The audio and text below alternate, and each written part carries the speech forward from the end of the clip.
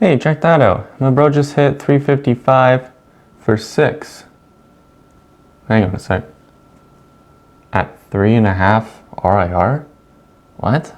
Hey guys, have you been in that situation recently?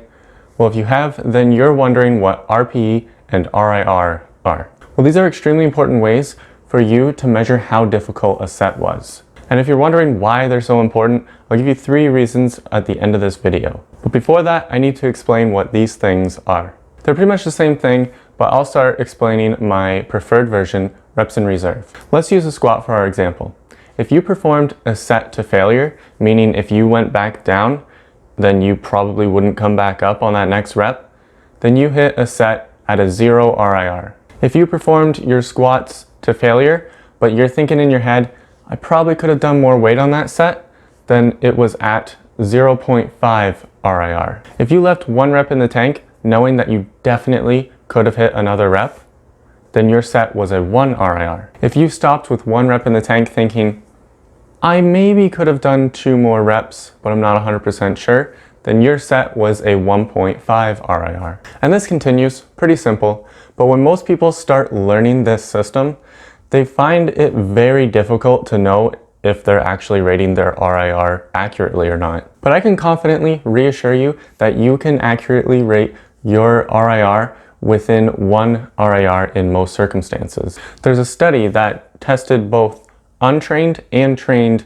people's ability to rate RIR. They found that the higher the RIR was, the more difficult it was for people to rate RIR. Experienced lifters were slightly better at rating RIR, but most people, including untrained individuals, were able to accurately rate their RIR when in the 0 to 3 RIR range. So I do believe that over time, practicing rating your RIR, you're gonna get better at it. But at the same time, I think training at different RIR ranges is gonna help you as well. But I also believe that you will be able to rate your RIR fairly accurately.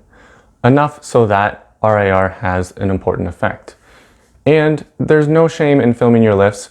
You really should be filming your lifts. It's very important for a number of reasons.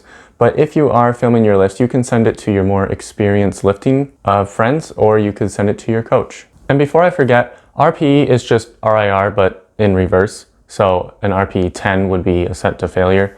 And RPE 8 means you could have definitely done 2 more reps. It's a little bit harder to understand versus RIR, but it was created first if that's something you care about. But now I get to tell you the cool things that you can do with RIR and why it's so important for every single powerlifter out there. First is tracking your estimated 1 rep max. And this is how you track your progress as a powerlifter. There are charts called RPE or RIR charts with generalized percentages on them. You can use these percentages to calculate your E1RM. Simply take the weight you performed and divide it by the corresponding rep range and RIR percentage on the chart. First, you have to change the percent to a decimal though. And if you track all of your E1RMs on a certain lift, which you should be with the competition lifts, then you can track how well what you've been doing or how poorly what you've been doing has worked. I made an Excel sheet that you can check out in the description. Download that and then you can just enter your weight, your reps, and your RIR, and that will tell you your E1RM. But there are some key things that you need to take note of when using these charts. First, they use generalized numbers, which means your estimates from sets of 6 could be way higher than your estimates on sets of 1, or vice versa. Also, your E1RM becomes less accurate the higher the rep range and RIR. And the next big thing that RIR helps you with is auto-regulating fatigue. Now I'm gonna be bringing up a bunch of powerlifting programming terminology, so I'll put up definitions on the screen. The RIR of your set is your intensity. Intensity is not the percentage of your 1 rep max that you're using. And auto-regulation is just a fancy way of saying, listen to your body. When you train with too high of intensity, then you could be causing way more fatigue than you would from lower intensities, but the effectiveness of that set may only marginally increase as you go into those higher intensities. Your ability to tolerate intensity is completely individual to you, and the only way you can figure out what works best for you is by testing, collecting the data, and then using that data to make changes over time. But if you have no idea what RIR you should be using, you always need a starting point. So I'm going to generally recommend that if you're in the 6 or more rep range, to use a 3 to 5 RIR, and if you're below 6 reps, start with a 2 to 4 RIR and then just adjust it from there. And the last reason you guys need to be training with RIR or RPE if you prefer it is because the only other option is using percentage. And here's why percentage sucks. Most people don't know what their 1 rep max is. And even if you do, a month later, you don't know what it is, unless your training consists of only maxing out every day. Since our 1 rep maxes are constantly changing, percentage makes it extremely confusing to actually figure out what your weight selection is for the day. Also, how are you supposed to keep track of your 1 rep max on every single movement that you do?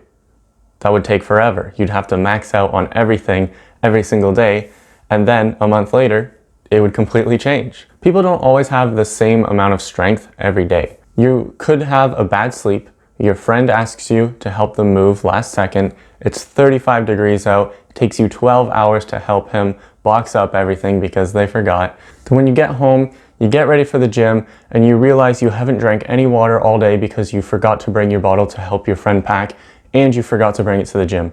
Do you really expect me to hit 85% of my 1 rep max for 5 reps today, coach? If you think I'm doing that, then I'm leaving you for a CrossFit coach. So that's what RPE and RIR are. That's a lot of R's. And that's why they're 100% necessary for any powerlifter that wants to get stronger and more jacked. And guys, if you've been watching these videos and getting more and more knowledge, crushing workout after workout, then smash that like button like it's a PR button. And if you haven't been crushing your workouts, then what are you waiting for? Watch another one of my damn videos so you can start freaking crushing.